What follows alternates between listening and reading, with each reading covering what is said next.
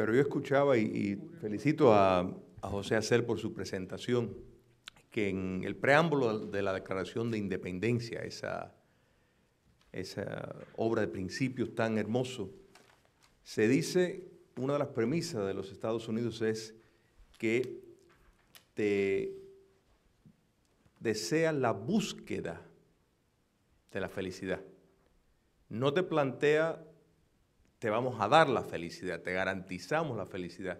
Busca proteger el mecanismo para que la persona pueda buscar la felicidad. Entonces, la noción de transmitir al individuo el sentir de responsabilidad es esencial, y soy un creyente firme que los sistemas sacan lo mejor o lo peor del humano.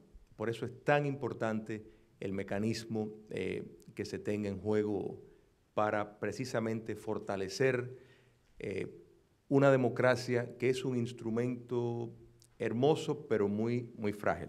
Y ahora va a hablarnos el doctor Luzárraga. Bueno, pues muy agradecido por la invitación y creo que en muchas cosas voy a coincidir con el doctor Acel, pero desde otro punto de vista. Me refiero a lo siguiente. Primero, como dicen en Estados Unidos, aquí se estila decir de dónde viene uno. Y yo les quiero decir que lo que voy a comentarles no es necesariamente lo que técnicamente a mí me parezca más adecuado, sino lo que creo que funciona en una circunstancia y en un momento adecuado de un país. Y la situación de Cuba, en este sentido institucional, es desoladora.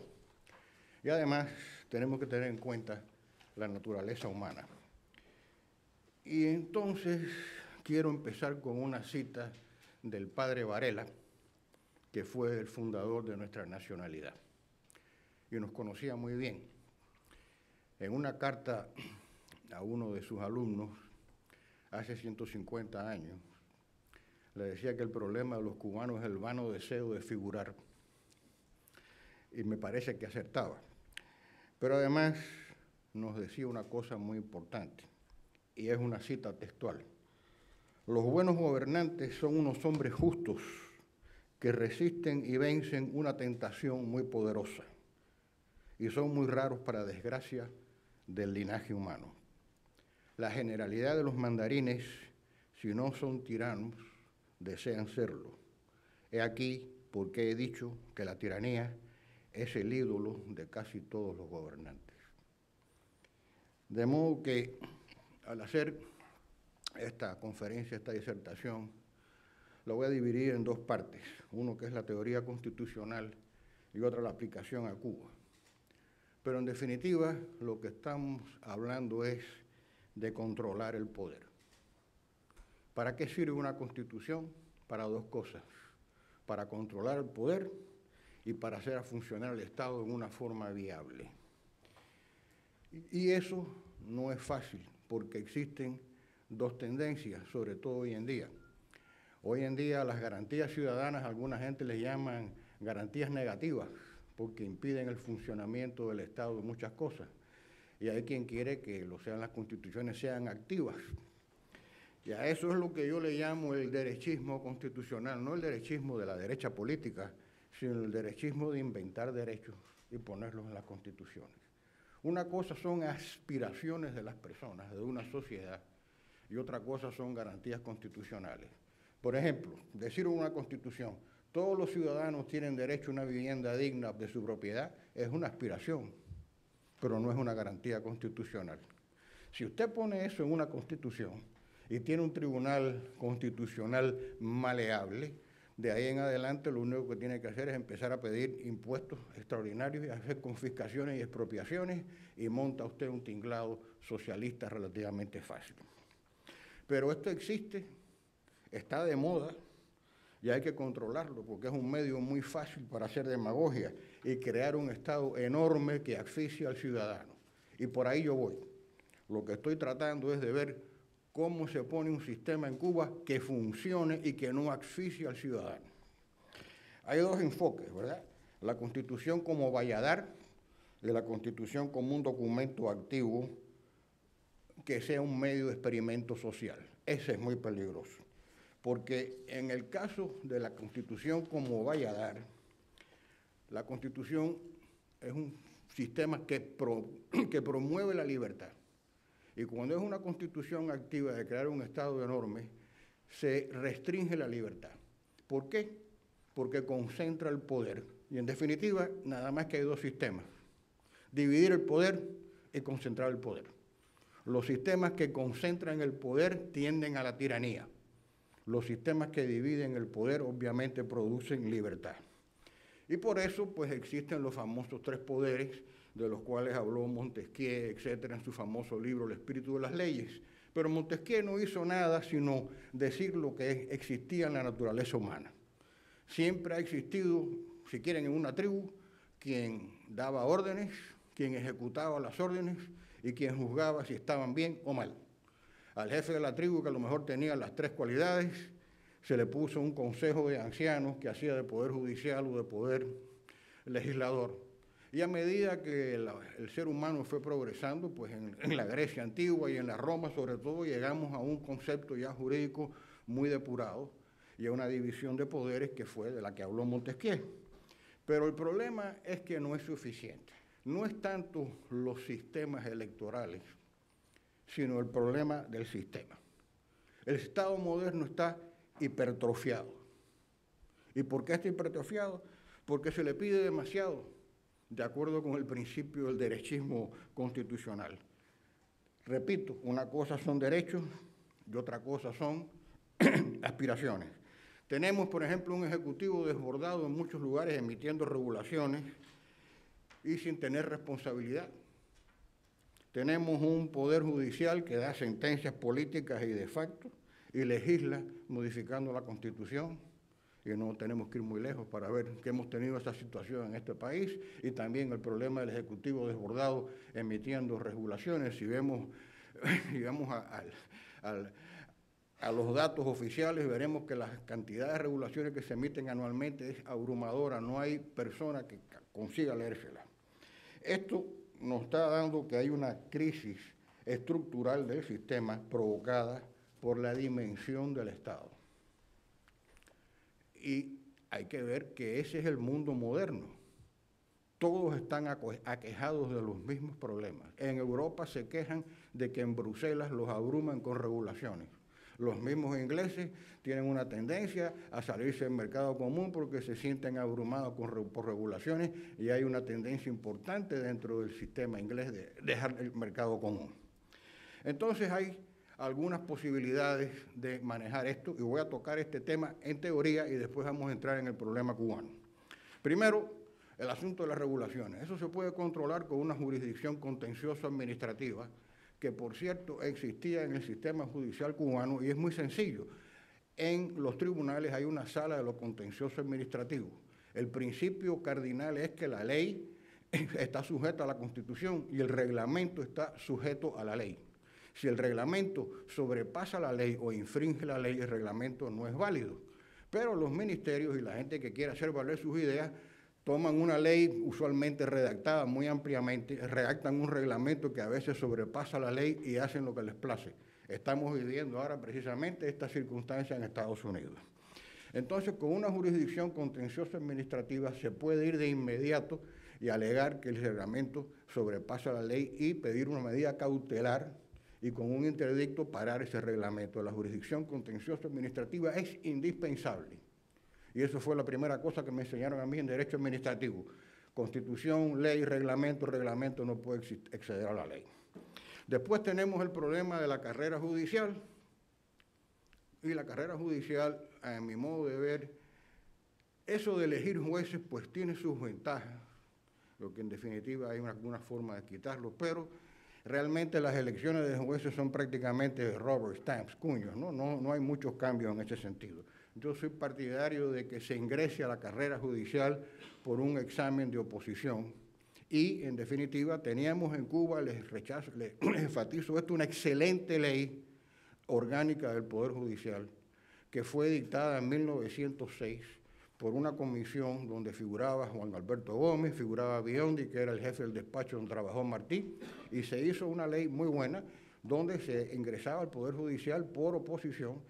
Se hacía un escalafón, el primero que sacaba las mejores notas en el examen podía aspirar a la primera plaza que vacase, si no la quería era el segundo, y después había turnos de ascenso por antigüedad, por oposición y por méritos. Y los jueces eran inamovibles. El Poder Judicial funcionó bastante bien en Cuba, aún en tiempos de Batista, y fíjense si fue así, que había tribunales de urgencia que amparaban a la gente, y el magistrado Urrutia votó en una audiencia de Santiago que Castro no era culpable del levantamiento, y era uno de los 3 magistrados que votó. De modo que pensar que el Poder Judicial en Cuba era totalmente inútil no es una cosa correcta. Y entonces tenemos el Poder Ejecutivo. Señores, cualquiera que haya trabajado en una empresa sabe que hay presupuestos, hay que comparación entre el presupuesto y el desempeño actual. El gobierno es la empresa más grande de cualquier estado. ¿Y cómo funciona? ¿A qué ministro le han pedido que compare presupuesto contractual? A nadie. Todos los años los ministros tienen presupuestos mayores y no dan cuenta en realidad de sus cosas. Sí hay una auditoría de gestión, una auditoría clásica de ver si se ha infringido la ley o si se ha hecho un procedimiento inadecuado, pero no existe una auditoría de gestión técnica donde se compare. Si usted dijo que iba a tener 300 empleados y iba a gastar 20 millones y tiene 500 empleados, ¿okay? Y con esos 500 empleados gastó los 20 millones pero no ha hecho nada, usted tiene un problema. Pero no hay forma de controlar eso. En definitiva, tenemos una serie de comparecencias ante comisiones del Senado, comisiones de la Cámara, y realmente la mayor parte del tiempo son shows políticos, donde se toma un problema y se infla ese problema, los medios de comunicación lo sacan, pero no vamos al grano del tema. El gobierno todos los años crece más, produce menos y nadie le toma cuenta. Es la única empresa que crece todos los años y gasta más todos los años sin tener que probar que ha sido efectiva. Bueno, entonces, hoy en día tenemos medios de resolver ese problema. Tenemos medios fáciles de computar, tenemos posibilidad de estar online en cualquier cosa. Un banco, por ejemplo, cierra todos los días su balance online y sabe exactamente cuál es el balance y cuál es el estado del día.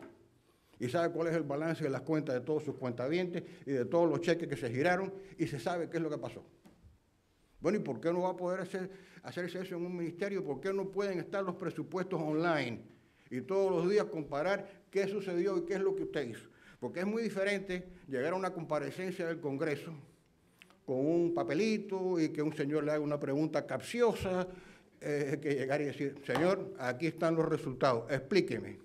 Ahora, una vez que tengamos eso organizado de una manera correcta, las comparecencias ante el Congreso ya es de un ejecutivo responsable que tome responsabilidad, como decía el doctor Acel, y no de un político que viene a ver cómo más o menos se arregla para que las cosas no le salgan demasiado mal.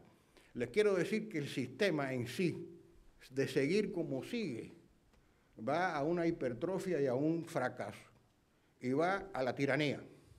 Porque el ciudadano llega un momento en que se harta de que le cobren impuestos y que no tenga oportunidad ninguna de obtener un resultado ni que alguien le dé cuenta de lo que está haciendo. Hay un senador que todos los años saca una relación de gastos ridículos que se han hecho. Bueno, muy bien, es útil, pero ¿qué pasa? Que al año siguiente saca otra relación de gastos ridículos y el que hizo el gasto ridículo, pues se sigue ahí en su puesto tranquilamente. Y se retira y cobra su pensión y no le pasa nada. Yo cuando empecé en la banca me quedó muy claro que si empezaba a hacer préstamos tontos y empezaba a perder dinero, me despedían. Y era justo. Inclusive la gente que trabajaba para mí sabía perfectamente que yo era justo en lo que decía, pero hay ciertas reglas que hay que cumplir y si usted no la cumple y tiene un error grave y tenemos una pérdida grave por eso, vaya pensando en buscarse otro puesto. Eso es de justicia. Entonces, aquí lo que se trata, en realidad en los sistemas, es de proteger al ciudadano y lograr un Estado lo más pequeño posible. Aplicación a Cuba.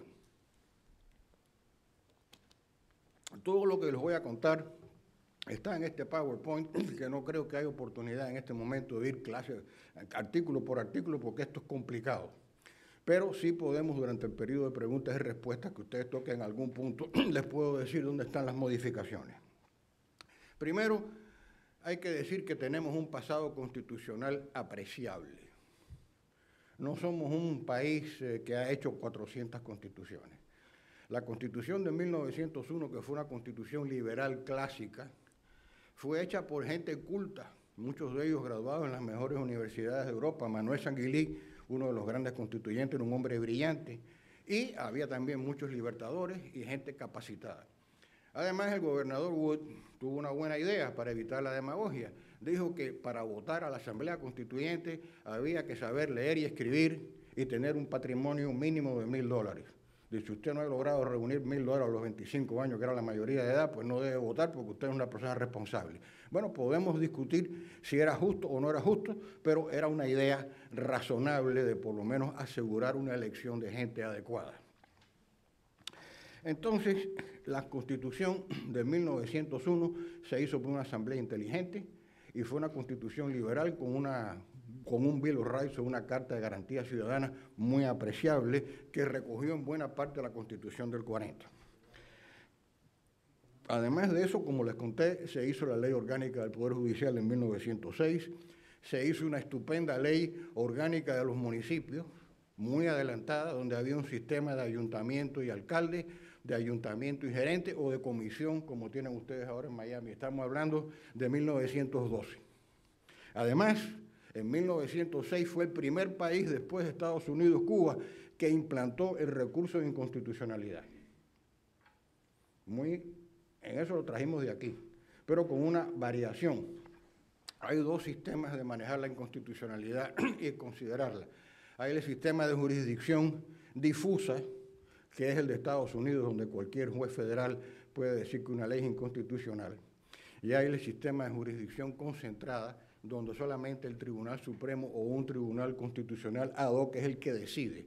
Nosotros tomamos ese sistema de jurisdicción concentrada en 1906 y lo pusimos en el Tribunal Supremo, que era más adecuado para un país en formación, porque darle ese poder a cualquier juez en aquel momento era una cosa, yo creo que peligrosa, y se hizo bien. Tan inteligente fue el tema que eso fue copiado, bueno, no sé si copiado, pero por lo menos refrendado en Europa por el gran jurista Kelsen, austríaco, que puso el mismo sistema de jurisdicción concentrada, que es el que existe en Europa, donde existe un tribunal constitucional que estudia las cosas. Por cierto, ese tribunal constitucional, bajo el sistema europeo, tiene una cosa muy buena que teníamos también en Cuba, que se llama requisito de admisibilidad. O sea, usted quiere poner una cuestión constitucional, bueno, si el tribunal la acepta, tiene que decir por qué la acepta, y si la deniega, por qué la deniega. No está pasando una decisión final, no es una sentencia. Lo que le está diciendo, acepto conocer de esto por tales razones, o no lo conozco por tales otras razones. Hoy mismo el Tribunal Supremo declinó conocer de una serie de decisiones en Estados sobre el famoso monomio, y no dijo por qué, dijo nada más que declino hacerlo.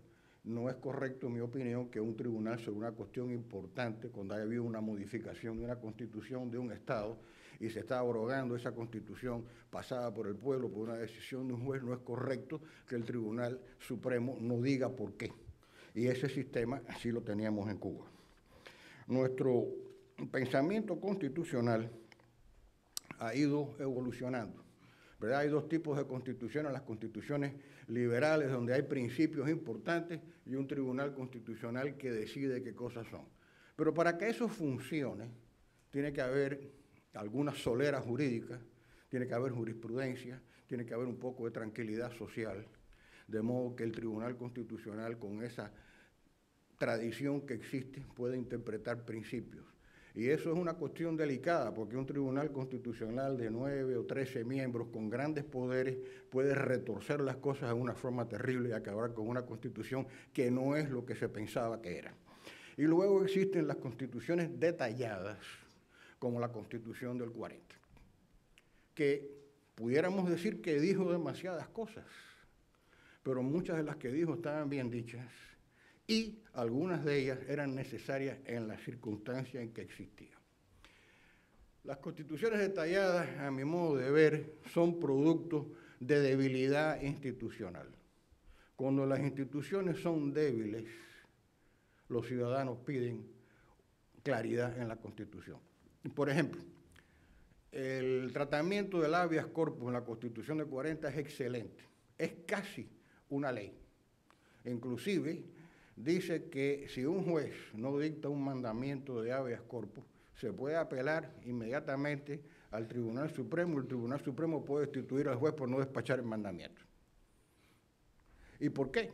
Porque en Cuba existía la famosa ley de fuga.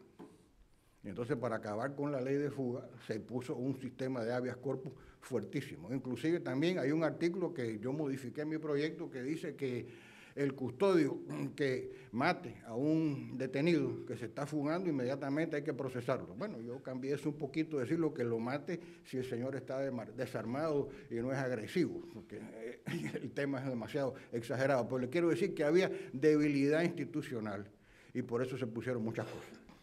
No solamente se pusieron muchas cosas, se remachan los conceptos, ¿no?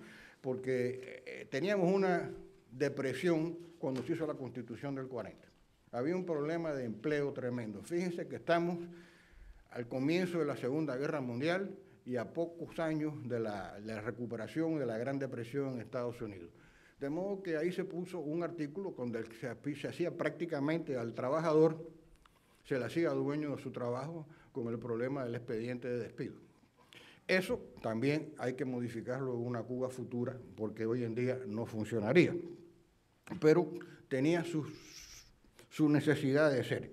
Inclusive hay ciertas cosas que hicimos que son exageradas. Por ejemplo, bajo la Constitución del 40 dice que una patente de origen cubano, el producto que amparado por esa patente tiene que fabricarse en Cuba. Definitivamente, eso no merecía estar en la Constitución, pero se puso porque probablemente alguien pensaba que Bacardí se iba a mudar de Cuba y iba a hacer ron en otras partes. Bueno, bajo la Constitución del 40, Bacardí todavía estaría en Santiago y no pudiera estar en ninguna parte del mundo. Hubiera tenido que cambiar la Constitución. Entonces, la Constitución del 40, tal y como se dictó, es imposible aplicarla hoy en día. Entre otras cosas, porque ninguno de ustedes que se hayan naturalizado americano tendría voto. La ciudadanía cubana, según la Constitución del 40, se pierde por adquirir otra ciudadanía, de modo que ese artículo hay que modificarlo. Quiere decir que tenemos varias opciones en el futuro de Cuba.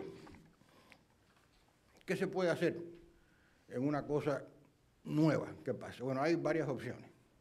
O hacemos una asamblea constituyente, a la cual me parece que no estamos preparados para acceder a ella.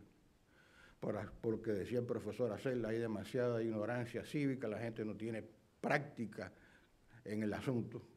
Y si vamos a elegir 500 cubanos sin práctica en el asunto, encima de nuestras tendencias, a la discusión y a hacer saberlo todo, 500 cubanos en un cuarto, sin preparación cívica, de ahí no puede salir nada bueno. Puede salir como una constitución como la que se ha hecho en Brasil y comparada con la que puede salir de Cuba sería buena, que hay que modificarla cada 3 años porque tiene artículos que son inaplicables absolutamente. De modo que yo la Asamblea Constituyente no la recomiendo. La otra opción que propone el profesor Domínguez de Harvard es modificar la Constitución castrista. Para mí eso es un insulto al pueblo cubano. Y lo digo claramente porque esa Constitución fue copiada literalmente de la Constitución estalinista de 1936. Y realmente ha sido un instrumento para apretar al pueblo cubano, arrojarlo y hacerlo esclavo. De modo que modificarla es darle carta de ciudadanía, en cierta forma, es decir, que tenía cierta virtualidad, cierta vigencia. Obviamente, la nomenclatura y los hijos de papá en Cuba pretenden que eso sea así y nos dicen que van a ir de la ley a la ley, copiando una frase que existía en el proceso español. Pero el problema es que bajo Franco es verdad que existía una ley, porque si usted no se metía con Franco, era dueño de sus propiedades, de sus cosas y podía acceder a los tribunales. Pero en Cuba no hay ley. Hay lo que mando yo y lo que mando yo. De modo que la Asamblea, una modificación de la Constitución castrista, como propone Domínguez, inclusive dejando una sola Cámara, a mí me parece que es un adefesio jurídico, eso no va a ninguna parte. Entonces, encima de esto tenemos la situación de que no hay un sistema democrático por 50 años. De modo que lo más práctico, a mi modo de ver, es modificar la Constitución del 40, pero con vista al problema actual de Cuba, no solamente institucional, sino voy a tocar una cosa que no se toca porque no le gusta a la gente hablarlo. En Cuba hay un problema demográfico pavoroso. En este PowerPoint yo he tomado datos de la encuesta nacional de la fecundidad. Cuba es un país con población envejecida y declinante. Es espantoso. Cuando ustedes vean las vistas que tengo aquí, se van a quedar impresionados. La pirámide de población de Cuba en 1906 era así, ancha abajo, y con un puntico así. Aún en el 53, todavía tenemos una pirámide de población buena, con una buena cantidad de gente entre los 16 y los 24 años, 30 y pico %. Hoy en día es así, y en 20 años se ve así. Es prácticamente una torre con una base pequeña y una cosa estrecha. Ahora, les digo todas estas cosas porque hace falta a esa población envejecida darle salud, hace falta darle pensiones, y eso ocasiona un gasto grande al gobierno, monstruoso, y hace falta crear sistemas que se ocupen de eso. La Constitución del 40 tomó todo eso en cuenta y habló del seguro de pensiones, habló de los seguros de trabajo, pero tenía todo esto concentrado en el gobierno. Y a mí me parece eso una cosa muy peligrosa, porque si usted concentra las pensiones en el gobierno, vamos al problema que decía Cel, tenemos una inflación galopante y se acabaron las pensiones. Entre paréntesis, yo también soy partidario de empezar en Cuba con una dolarización, y de ese tema le dedico un capítulo en mi libro Diálogo de la Tercera República, específicamente a hablar del problema de la banca y de la dolarización. Pero bueno, ese es otro tema muy largo. Pero bueno, fíjense que una pensión con todas las aportaciones de los patronos y de los trabajadores en manos del gobierno es prácticamente un pasaporte para el abuso. La señora Kirchner en Argentina, vio que se había cambiado el sistema y que lo copiaron de Chile, y el trabajador hacía su aportación y el patrono hacía la suya, y había una cuenta particular que usted tenía. Y dijo, caray, me hace falta dinero, qué bueno, mire, no se preocupen de eso, yo asumo toda la responsabilidad, venga el dinero, y se quedó con todos los fondos separados y las cuentas privadas. Claro, en Cuba tenemos ciertas protecciones buenas de la Constitución del 40, que son los artículos 23, 22, 23 y 24, que eso es una expropiación forzosa, tendría que aprobarse por causa de utilidad pública social, y si es una retroactiva tendría necesidad de 2/3 partes de las cámaras. O sea, son protecciones extraordinarias que teníamos en la Constitución del 40. Inclusive, la retroactividad de las leyes hay que aprobarla por 2/3 de ambas cámaras. Importante, porque aquí nos meten todos los días impuestos retroactivos y nos tenemos que aguantar. El sistema de la retroactividad en Estados Unidos, ese concepto no está muy bien definido.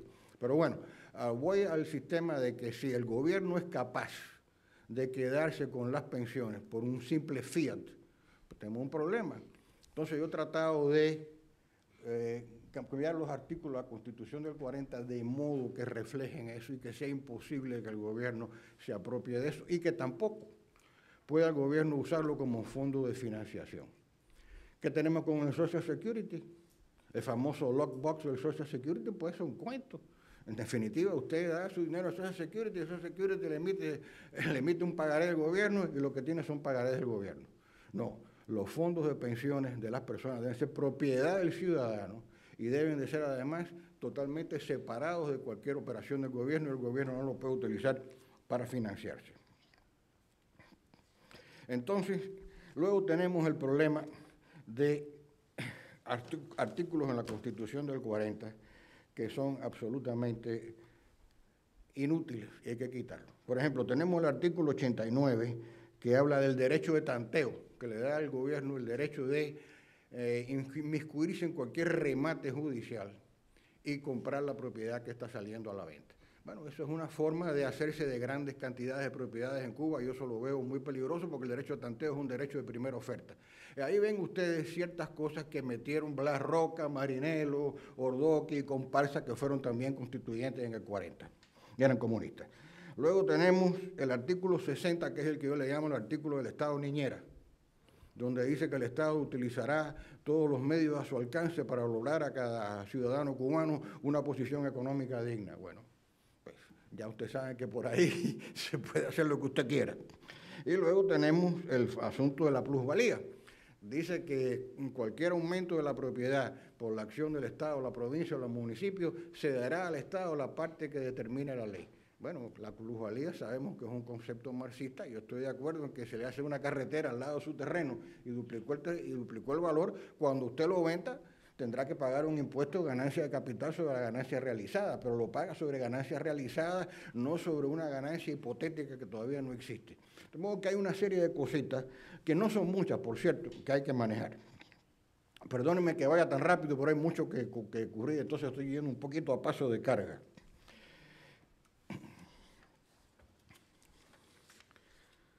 Ahora, ¿qué sucede si cambiamos la Constitución de 40 en una forma que apriete el asunto? No solamente queremos una situación de control de gestión administrativa, tiene que haber un instrumento de control. Teníamos el Tribunal de Cuentas, que era un instrumento de auditoría que hace igual que aquí los auditores del gobierno, mira que las cosas se han cumplido de acuerdo con la ley. Pero yo estimo que hay que cambiar eso y hay que crear una sección del Tribunal de Cuentas totalmente independiente que se llame Auditoría de Gestión Administrativa. Esa auditoría de gestión administrativa está online con todos los ministerios, tiene acceso a todos los presupuestos y al cierre diario de todo. Y ese es el que le va a hacer la auditoría al ministro de si usted está haciendo las cosas bien o no, con copia a las comisiones pertinentes del Congreso. Y ahora vamos a las comisiones pertinentes del Congreso, ¿y quién está ahí? Bueno, vamos a colocar a una persona en nuestra empresa y le pedimos un currículum. Y verificamos si el señor ha hecho lo que dice que hizo en el currículum. Pedimos referencias, excepto que los políticos no.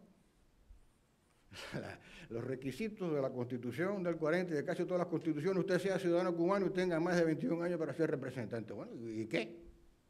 Vamos a suponer que sea una persona decente que no tenga antecedentes penales, pero usted es un total ignorante en casi todo. Eso no contrataríamos a una persona con esas características.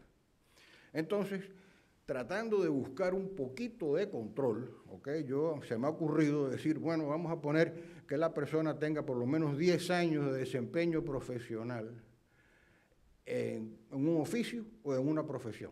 O sea, que la persona que vaya a acceder sea una persona que tenga un poco de currículum y que haya hecho algo en su vida y que ponga ese currículum en línea para que los votantes lo puedan ver y lo puedan verificar. Tratar de controlar este tema. De modo que si forzamos al Ejecutivo a funcionar bien, de acuerdo con una auditoría de gestión, forzamos a los representantes a funcionar bien porque ya tienen los datos y tienen que utilizarlos y además se supone que tengan alguna formación profesional. Y los jueces los escogemos como se debe escoger, de modo de un sistema de oposición. Ya tenemos que los tres poderes están funcionando de una forma más razonable y además tenemos un tribunal constitucional que funciona. El sistema semiparlamentario se trató en Cuba en la Constitución del 40 y no funcionó porque cuando le presentaron la primera crisis a Grau, había crisis parciales y crisis totales. La crisis total era contra el primer ministro y la parcial era contra cualquier ministro. Grau, pues, con gran viveza criolla, dijo, no le gusta el ministro de Hacienda, perfecto, tú de Hacienda vas para Educación y tú de Educación vas para Hacienda. ¿Okay? Y dice, ¿por qué? ¿Por qué? Porque lo puedo hacer. Okay, yo como presidente puedo nombrar ministros. Entonces, para nuestra naturaleza criticona y sábelo toda, en un momento de crisis, yo creo que tenemos que empezar con un sistema presidencial, pero muy atornillado en la forma que es discreto, y aprovechar lo que tenemos ya escrito en la Constitución de 40 y mejorarlo. Tenemos que acostumbrar al pueblo al sistema. Ahora, ¿qué puede hacerse? Porque hay un periodo de transición, evidentemente, antes que lleguemos a un sistema parlamentario, como dice el profesor Acel, que me parece muy bonito, entre paréntesis, sería una gran aspiración, y el momento del cambio. Lo más probable es que exista una situación de facto y que alguien gobierne por decreto. Yo creo que el sentido común nos dice que eso es lo más probable que ocurra. ¿Qué hacemos con esa situación? Podemos dejar que un ejecutivo haga lo que quiera, sobre todo cuando la gente en Cuba está acostumbrada a ordeno y mando, y todo el mundo hace lo que le parece y nadie tiene que rendir cuentas de nada. Bueno, yo creo que ese gobierno de facto, de principio, tiene que tener un control. Y a mí se me ocurre que un control de ellos puede ser que se le exija, que dicte de inmediato el título cuarto de la Constitución del 40, bajo una ley fundamental. Y ese título cuarto es el que contiene las garantías ciudadanas. Además de eso, es que para una ley fundamental, yo he tratado con algunos colegas de hacer un intento de eso, pero no es fácil porque hay muchas cosas oscuras todavía, pero por lo menos poner el título cuarto, de modo que el gobierno de facto tenga un control. Y hacer un tribunal constitucional provisional, y digo provisional porque no, los magistrados no deben tener inamovilidad hasta que se haga un sistema ya final, que pueda ir parando los derechos del ciudadano. O sea, si usted considera que ha habido una violación del domicilio, usted puede ir a este tribunal y que lo ampare en sus derechos. Y si cree que un funcionario está violando sus derechos de propiedad, puede ir a un tribunal constitucional y que lo ampare en sus derechos. De modo que vayamos acostumbrando al pueblo a ese sistema.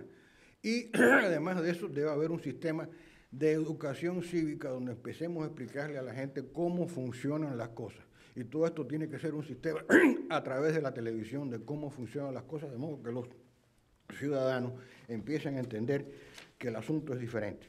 No hay tiempo con esta situación de crisis, yo lo estoy viviendo como una empresa en crisis, de meterse en muchos ensayos.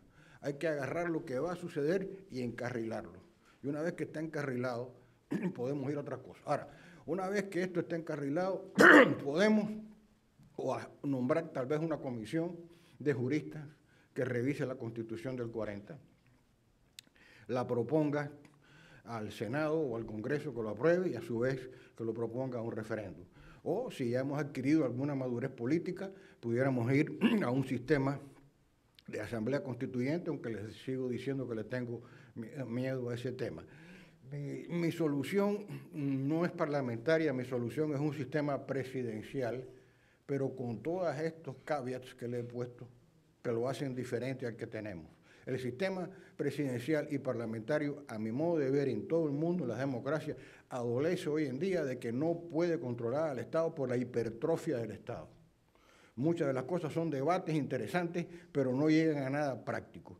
Entonces tenemos que poner cosas nuevas, y si en Cuba podemos adquirir algunas cosas nuevas y ponerlas en la Constitución, de modo que fuercen la toma de decisiones y además la toma de responsabilidad, yo creo que podemos hacer algo diferente, algo como lo querría Varela, que nos dijo, y voy a terminar con otra cita de él: lo que más debe desearse en la isla de Cuba es que los hombres de provecho, los verdaderos patriotas, se persuadan de que ahora más que nunca están en la estrecha obligación de ser útiles a su patria, que tomen parte de todos los negocios públicos con el desinterés de un hombre honrado, pero con la energía y firmeza de un patriota.